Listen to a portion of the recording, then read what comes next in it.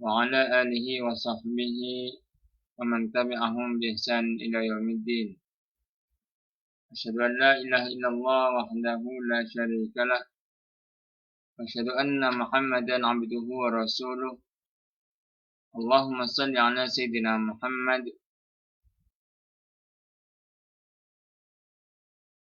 ومن تبعهم بإحسان إلى يوم الدين. أما بعد.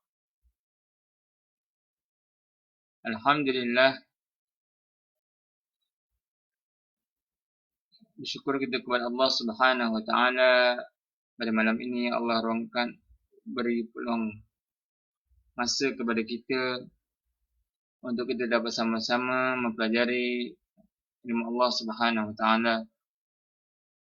Sedang hadirin hadirat para pendengar sekalian, seperti mana biasa saya masih mengupas lagi sebuah buku karangan Dr. Khalid, Ustaz Dr. Khalid dan Profesor Dr. Khalid bin Ali Al-Musyiqih Hafizahullah Ta'ala, yang bertajuk Al-Ahkam Al-Fiqhiyah, hukum hakam fiqh Al-Muta'alliqah, yang berkait dengan wabak corona, iaitu wabak COVID yang sedang melanda kita sekarang ini. Jadi, tanpa buang masa, kita masuk kepada poin yang ke-9, yaitu ta'tilu salatul jamaah fil masajid, yaitu meninggalkan salat berjamaah di masjid. Salatul jamaah wajibatun. Salat jamaah itu hukumnya adalah wajib. Wa hadha madhhabu Abu Hanifah wa Ahmad.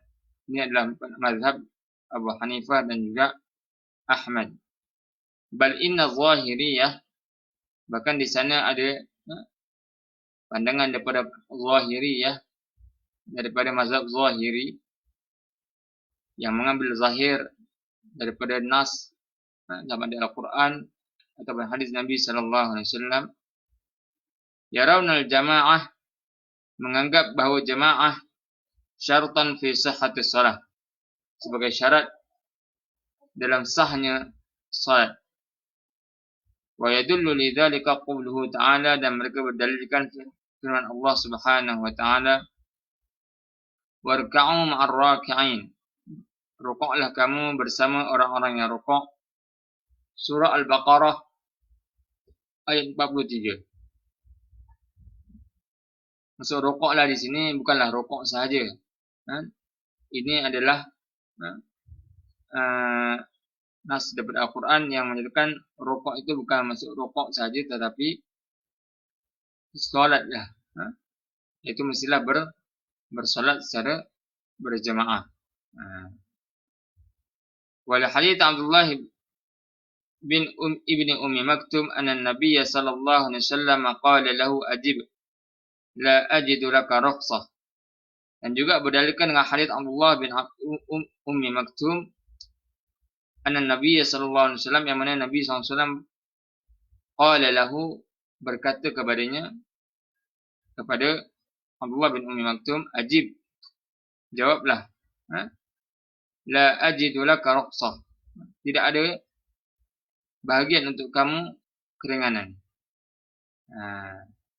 Hadis ini satu hadis yang mana menceritakan bahawa Abdullah bin Ummi Maktum meminta keringanan untuk tidak bersolat ke masjid. Dan Abdullah bin Ummi Maktum adalah seorang yang buta, yang mana dia tidak ada pembantu untuk nak memandunya pergi ke masjid, dan beliau meminta keringanan untuk dapat bersolat di rumah, iaitu meninggalkan jamaah di masjid. Maka Nabi SAW menjawab, ajib, maksudnya jawablah ataupun terimalah. Maksudnya adalah kamu terima bahawasanya kamu tidak boleh meninggalkan solat berjamaah di masjid.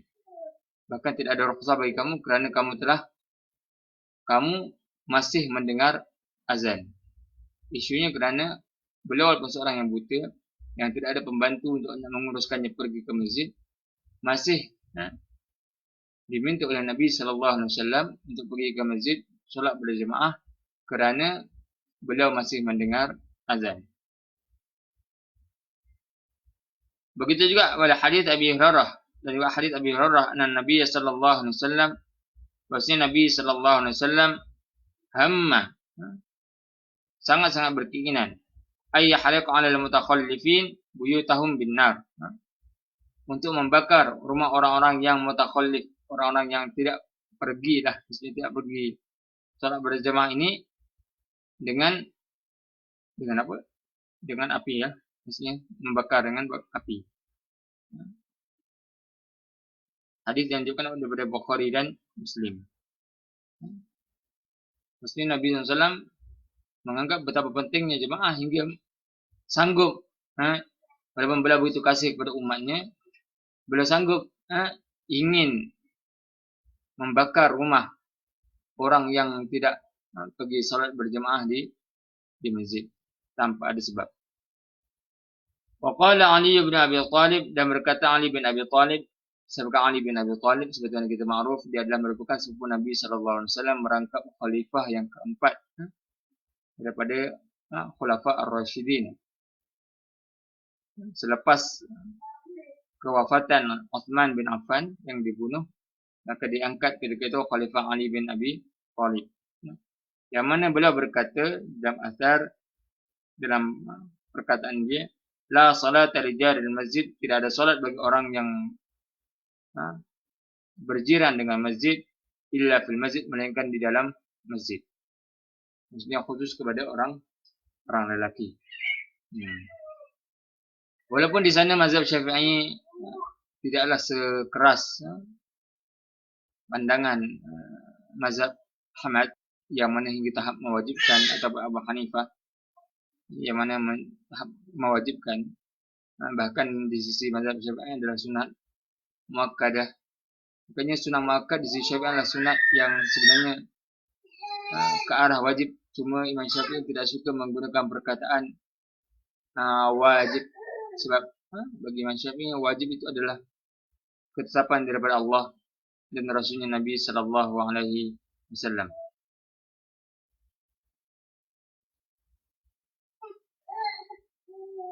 Tetapi walau begitu, pendapat Zahiri yang menyatakan bahwasanya solat tidak sah melainkan mestilah dilakukan di masjid adalah pandangan yang tertolak. Sebab apa? Di sana ada para wanita yang mana mereka memang di afdal untuk mereka solat di rumah mereka.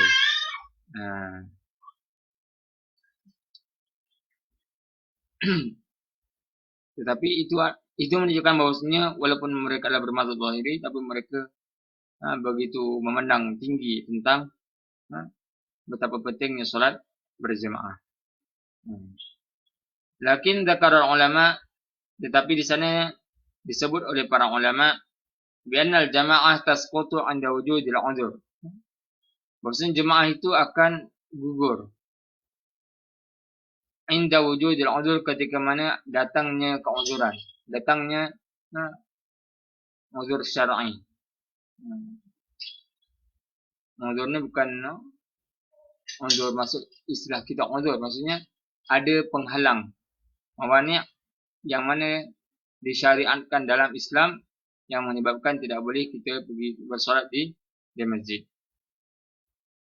Wa yadullu lidzalika hadits Aisyah radhiyallahu anha, itu mereka berdalilkan kepada hadits Aisyah radhiyallahu anha, fa inna Nabi sallallahu alaihi wasallam lamma marida, Nabi sallallahu alaihi wasallam tatkala beliau sakit, takhallafa, maka beliau tidak pergi bersolat di masjid. Wa qala, dan berkata, muru Abu Bakrin falyusalli bin nas, jadikanlah Abu Bakar itu untuk bersolat bersama dengan manusia. Maksudnya jadikanlah Abu Bakar sebagai imam untuk bersolat bersama dengan para jemaah yang lain. Hakikatnya ini juga sebenarnya dalil. Daripada ini adalah dalil bahwasanya Nabi SAW meninggalkan jemaah tatkala uzur, tatkala beliau sakit yang tidak boleh pergi ke masjid. Ini juga adalah salah satu dalil yang paling ampuh yang menyatakan bahwasanya Abu Bakar adalah orang yang telah dijadikan sebagai pengganti kepada Nabi SAW untuk khalifah selepas ketiadaan Nabi SAW. Kerana Nabi SAW tidak memilih orang lain, melainkan Nabi SAW memilih Abu Bakar radhiyallahu anhu. Hadis riwayat Bukhari dan Muslim. Sedangkan sahabat-sahabat Nabi SAW yang lain, Nabi SAW tidak bersolat dengan, maksudnya ada yang SAW bersolat belakang mereka seperti Abdurrahman bin Auf. Tetapi bukanlah Nabi SAW memerintahkan Abdurrahman bin Auf untuk menjadi imam. Hanya Abu Bakar sahaja yang Nabi SAW perintahkan untuk menjadi imam. Beliaulah satu-satunya manusia, sahabat Nabi SAW, daripada ramai ribuan sahabat yang Nabi SAW perintahkan untuk jadi imam, mengepalai solat berjamaah tatkala Nabi SAW dalam keadaan sakit. Fadalla dzalika ala annahu idza kana al-muslim ma'dzuran. Maka berdalilkan demikian itu bahwasanya idza kana al-muslim, ada seorang muslim itu ma'dzuran, terhalang, ada keuzuran, bimaradin, dengan sebab sakit, atau yashuqqu alaihi adh-dhahab ila al-masjid masyaqqatan zahirah, ataupun terhalang daripada pergi ke masjid dengan sebab kesulitan-kesulitan yang nyata, yang nampak, atau yahsha huduthul marad, ataupun takut akan datangnya sakit, kama fi hadhin nazilah, seperti mana yang berlaku pada wabak sekarang ini, atau yakhsha ziyadatul marad, ataupun takut akan bertambahnya sakit, fa innahu yubahu lahu, maka sungguhnya yubahu lahu, diharuskan baginya, bagi orang tersebut, tarkul jamaah fil masajid. Saya keluar di selingan ni. Tarkul jamaah, meninggalkan jamaah fil masajid, di masjid-masjid. Maksudnya walaupun salat berjamaah itu adalah wajib, adalah agaknya sebenarnya salat jamaah ni adalah wajiblah kita pegang, walaupun di sana ada pandangan yang menyatakan sunan muakkad, tapi nak kata betapa beratnya Nabi SAW menjaga berjamaah ini, hingga kan tatkala Nabi SAW hampir wafat pun Nabi SAW tetap juga berjamaah, ingin solat dalam keadaan berjamaah. Jika para sahabat radhiyallahu anhum ajma'in tidak pernah kedengaran daripada riwayat mereka yang mana mereka meninggalkan jemaah, maknanya dia lebih daripada tahap wajib lah hakikat sebenarnya. Tapi walaupun begitu, ada ilah-ilah, ada sebab-sebab yang menjadikan salat berjamaah itu boleh ditinggalkan. Seperti mana yang tadi diterangkan, antaranya adanya masyaqqah, adanya kesulitan, adanya kepayahan. Yang mana kepayahan itu kepayahan yang dibuat-buat, tapi kepayahan yang nyata, yang nampak kepayahan tersebut. Ataupun yakhsha huduthul marad, ataupun takut datangnya sakit. Maksudnya asalnya tak sakit, bila dia pergi ke masjid, maka dia akan jadi sakit. Seperti mana yang berlaku pada wabak sekarang ni lah, wabak nazilah sekarang ni, wabak COVID-19 sekarang ni, 19 sekarang ni. Ataupun takut bertambahnya sakit. Dah sakit, dulu sakit lain, bila pergi berjemaah ke masjid, ditambah dengan sakit lain, maka boleh meninggalkan jemaah. Wa indana qa'idah kabirah, di sisi kita ada kaedah yang besar, yaitu antara kaedah fiqhiyah, kaedah fiqh. Antaranya adalah al-masyaqqah tajlibu taysir, yaitu kesulitan itu ataupun kesusahan itu mendatangkan kemudahan, kemudahan itu kesenangan. Maknanya kalau kita ada kesusahan, adanya rukhsah di sana yang membolehkan untuk kita meninggalkan perbuatan tersebut. Ini yang dipanggil sebagai keanjalan Islam itu sendiri. Tetapi kena melihat berdasarkan kepada kaedah-kaedah yang betul, bukan berdasarkan kepada pemikiran-pemikiran yang yang salah.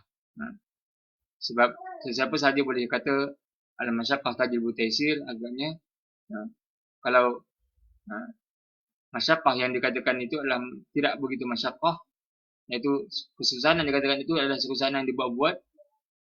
Contoh dia sendiri nak pergi buat apa kesakitan tersebut, maka itu tidak boleh menggunakan pakai kaedah ini. Firman Allah SWT antara dalil yang digunakan pakai untuk mengatakan kesulitan itu menjadikan adanya kemudahan, membawa kepada kemudahan. Fattaqullaha mastata'tum, maka bertakwalah kepada Allah sekadar yang kamu mampu. Bukan semua orang mampu untuk nak bersolat panjang-panjang. Ada orang yang sakit gaut, ada orang sakit kaki dan seumpamanya. Contoh, maka dalam bersolat pada kadar. Kalau tak mampu, itulah dalam hadis yang lain. Kalau mampu berdiri maka berdiri. Tak mampu berdiri maka duduk. Tak mampu duduk maka berbaring. Tetapi solat itu wajib. Solat itu wajib ditunaikan dan tidak boleh meninggalkan solat dengan sengaja kecuali bila hilangnya taklif. Seperti mana gila atau pingsan atau koma, maka ketika itu hilangnya akal, maka itu antara dibolehkan meninggalkan solat. Tapi kalau membuat mabuk, membuat gila, maka ia tidak menghilangkan masyaqqah. Seperti menghisap dadah ataupun meminum arak, naudzubillah min dzalik. Maka perkara-perkara itu tidak menjadikan seorang itu boleh meninggalkan solat kerana dia sendiri yang mencari penyakit. Begitu juga firman Allah Subhanahu wa taala, la yukallifullahu nafsan illa wus'aha. Sesuatu jiwa itu tidak ditaklifkan oleh Allah melainkan pada kadar apa yang diusahakannya. Wa qala an-nabiy sallallahu alaihi wasallam, surah Baqarah 286, wa qala an-nabiy sallallahu alaihi wasallam, dan sabda Nabi sallallahu alaihi wasallam fi hadis Abi Hurairah, dalam hadis Abi Hurairah, inna hadzal din yusrun, sungguhnya agama ini sangat mudah. Wala yushadda dina ahadin illa ghalabahu, maka janganlah seorang itu mentasydid, memberat-beratkan, mengetat-ngetatkan, memberat-beratkan, menjadikan dia sebagai seorang yang syadid, orang yang keras, illa ghalabahu, melainkan dia akan mengalahkannya. Maksudnya dia sendiri akan jauh daripada agama, dan na'udzubillah min dzalik, boleh jadi dia akan terkeluar dari agama, boleh jadi dia masuk ke dalam ajaran-ajaran yang sesat akibat daripada dia terlalu memberat-beratkan diri dia dengan agama. Bahkan boleh menjadi fitnah. Contoh misalnya, solat tahajud itu sunat. Okay. Oleh kerana kita boleh buat banyak, maka kita buat banyak. Dan kita menyuruh anak-anak kita berbuat banyak. Banyak rakaat contoh misalnya. Sedangkan anak-anak kita pun tak mampu. Maka di situ maka anak kita akan benci dengan ayahnya. Benci dengan ayahnya kerana apa? Kerana memberat-beratkan benda yang tidak perlu. Tapi kalau dalam bab hukum hakam yang syarak, yang mana memang kewajipan bagi seorang muslim, maka ketika itu memang kita kena tegas. Sebab apa? Di sana la ikraha fid din, tidak ada apa? Ikraha fid din, tidak paksaan dalam agama untuk orang yang berada di luar agama untuk memeluk Islam. Bila mereka memeluk Islam, mereka wajib dihukum. Hatta kalau mereka murtad, maka mereka boleh dihukum bunuh. Kerana apa? Kerana orang yang murtad ini telah meremeh-remehkan agama Allah Subhanahu wa taala. Dan itu bukan sebagai syadid, itulah tanda izah, tanda kemuliaan agama Allah Subhanahu wa taala. Hadis riwayat Bukhari. Jadi, wa amma ma yuridu ba'du ahli al-'ilm, adapun yang maksudnya yang datang daripada sebagian ahli ilmu, cerita-cerita yang datang daripada sebagian ahli ilmu, innal awbi'ah, waktu sungguhnya wabak itu hasalat bi ahdi sahabah, datang menimpa pada zaman sahabat Nabi sallallahu alaihi wasallam, Walam yu'attilu al-jama'ah, dan mereka langsung tidak pernah meninggalkan jamaah. Wa hadza kalamun fihi nazar. Maka pandangan seperti ini adalah pandangan yang perlukan kajian. Maksudnya tidak mudah-mudah untuk mendakwa bahwasanya zaman wabak, zaman sahabat mereka tak meninggalkan jamaah, maka kenapa perlu kita meninggalkan jamaah? Lianna mithla hadzal waba' al-an, kerana sesungguhnya wabak pada zaman ini, itu sekarang ini, ma taqaddama al-'ilm, bersama dengan kemodernan ilmu yang moden, waraqat tib yaqta' wa yaghlibu 'ala dhann dararahu. Yaitu dengan rawatan daripada dokter boleh memotong ataupun secara ghalabatuz zan, ini secara misalnya ghalabatuz zan ini daripada macam secara besarnya, secara kemungkinan besarnya ia akan memudaratkan. Maksudnya dia sendiri kita pun tahu wabak zaman sekarang ni dengan teknologi yang ada, kita boleh kesan wabak tu merebak macam mana, berjangkit tu macam mana. Berbeza pada zaman sahabat Nabi SAW yang mana tidak kurangnya kemudahan teknologi, yang mana mereka tidak mengetahui bagaimana cara sebenar wabak itu berjangkit, dengan cara apa. Adapun zaman sekarang kita mengetahui wabak itu datang daripada mana. Bahkan para doktor boleh kaji ada wabak jenis A, B, C, walaupun daripada satu jenis yang sama. Dan contoh daripada isu COVID ni kan, ada yang wabak tu datang daripada pembawa yang asal di China sana. Dan ada wabak tu yang mana datang daripada generasi yang kedua, ada wabak tu datang daripada generasi yang ketiga. Jadi benda-benda tu maksudnya para doktor, para pakar ahli ilmu, mereka boleh kaji begitu detail tentang wabak ini. Mana mereka boleh tahu wabak itu tersebar macam mana dan seumpamanya. Bi khilafil awbi'ah bima taqaddam, berbeza dengan wabak-wabak yang terdahulu. Fannasu sabiqan lam yakun 'indahum qat'un aw ghalabatu dhann fi intishari mithla hadzal waba' wa 'azama dararahu kama huwa al-an. Maka manusia pada zaman dahulu mereka tidak ada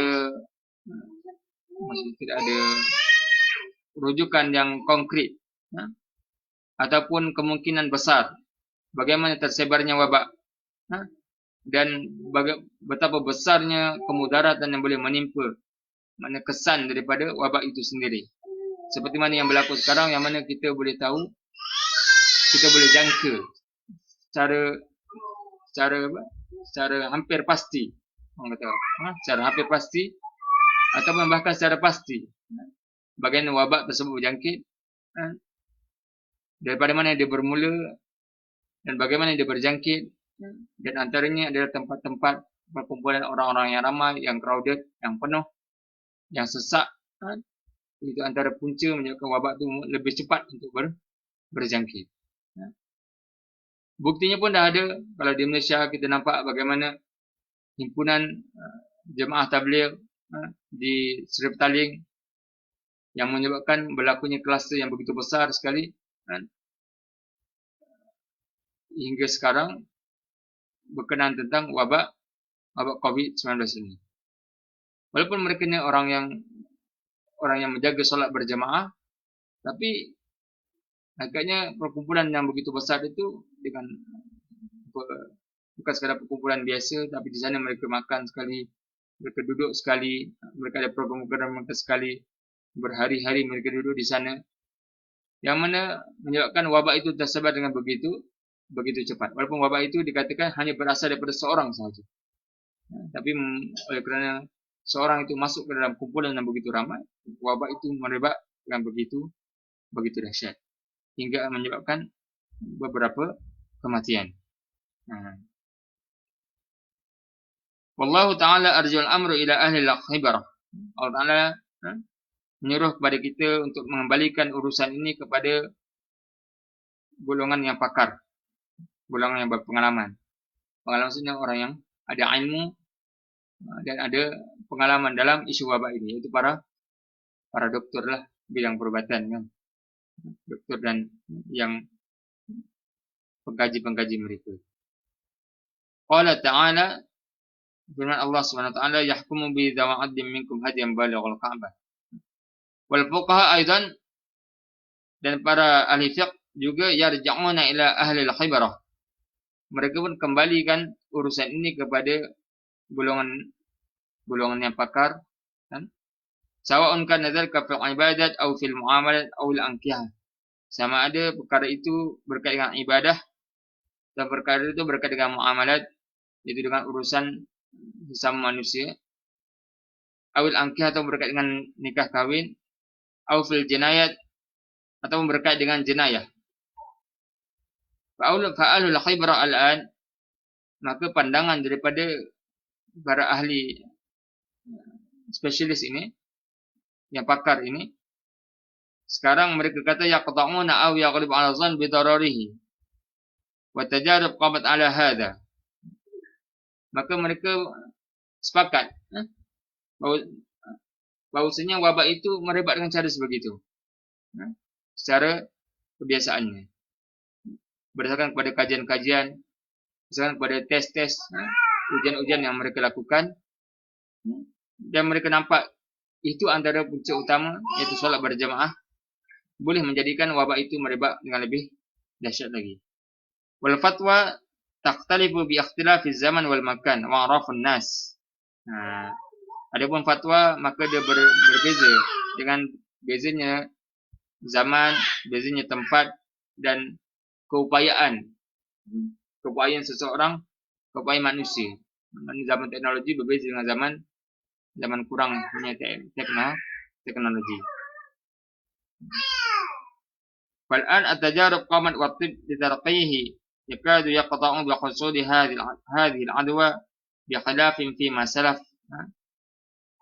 Sebagaimana yang kita terangkan sebelum inilah, yaitu sekarang ini ujian-ujian boleh dibuat dan para doktor mereka merawati dan mereka boleh memutuskan penyakit berjangkit ini berkhilafin fi masalah dengan adanya vaksin pada zaman sekarang kan, adanya vaksin boleh menyelamatkan ribuan manusia daripada penyakit berjangkit ini, berbeza dengan dahulu.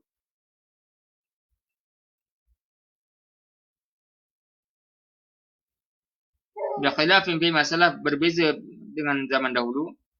Wa kadzalik at-tawaqqi, begitu juga pemeliharaan, itu penjagaan, min hadhil amrad wa min babil wasail, daripada sakit penyakit, dia ada daripada bab-bab wasilah, bab perantara. Wal wasail laisa amruha tauqifiyan, dan perantara ini bukanlah daripada benda-benda tauqifi, benda-benda yang perlukan dengan wahyu. Laisat minat ta'abud al-makhad, dan bukanlah daripada urusan ibadah semata-mata, yaitu terhenti di atas nas. Wa idza kana kadzalik, maka kerana demikian itu, fa innahu yatawaqqa mithla hadhil amrad bis salati bil bait, maka antara cara pencegahannya adalah dengan bersolat untuk penyakit ini adalah bersolat di rumah. Wa idza shalla al-muslim fi baitihi, dan apabila seorang muslim itu bersolat di rumahnya, wa kana mu'tadan ay yusalli ma'a jama'atil muslimin, sedangkan secara kebiasaannya dia bersolat bersama jemaah muslimin, fa innahu yaktubu lahul ajr, maka dia akan tertulis untuknya pahala kamilan, dengan pahala yang sempurna indallahi ta'ala, di sisi Allah Subhanahu wa taala.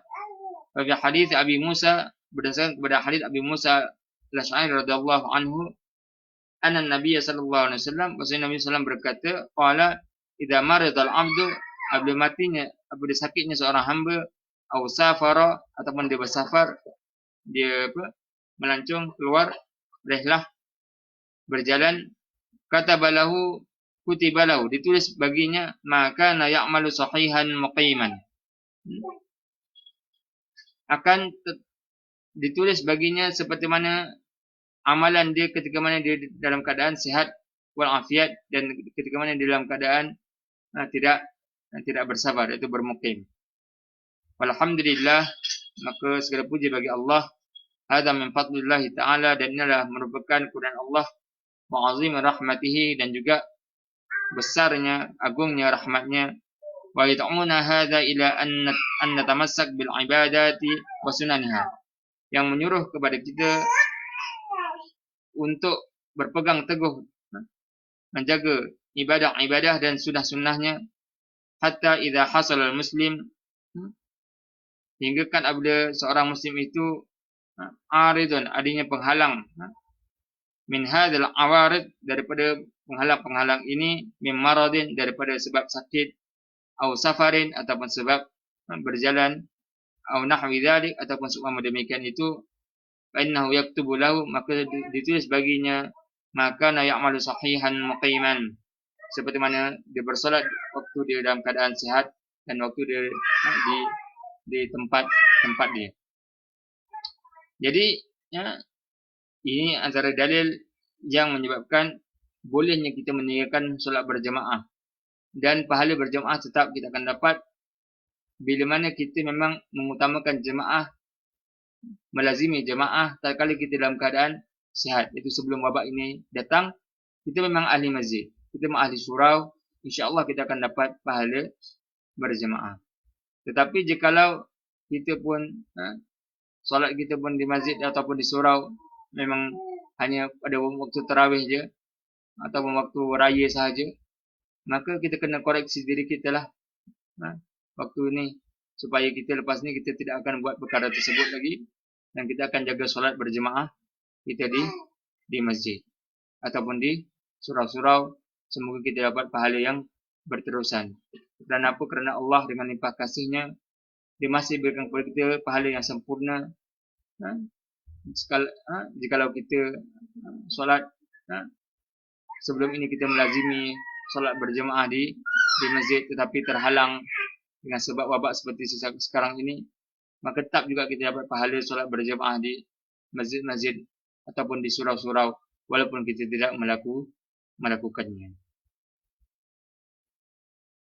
Jadi itulah kelebihan bagi ahli masjid dan ahli surau, walaupun mereka terhalang. Jadi bagaimanakah pula kalau orang tu masih degil juga pergi solat berjemaah juga? Bagi orang yang memang diperintahkan, contoh seperti mana Imam, Bilal, Usiak, yang mana mereka ni memang dapat keizinan daripada pemerintah, daripada sultan kepada kita ni, ataupun daripada pihak pemerintah yang mana tak ada sultan itu, kan? Mereka ni terkeluar, pasti mereka ni tidak ada masalah, tidak dosa untuk mereka solat berjemaah di masjid, sebab mereka nak menghidupkan masjid dan surau supaya tidak sunyi lah, maksudnya biar ada solat berjemaah, fardu kifayah itu terangkat.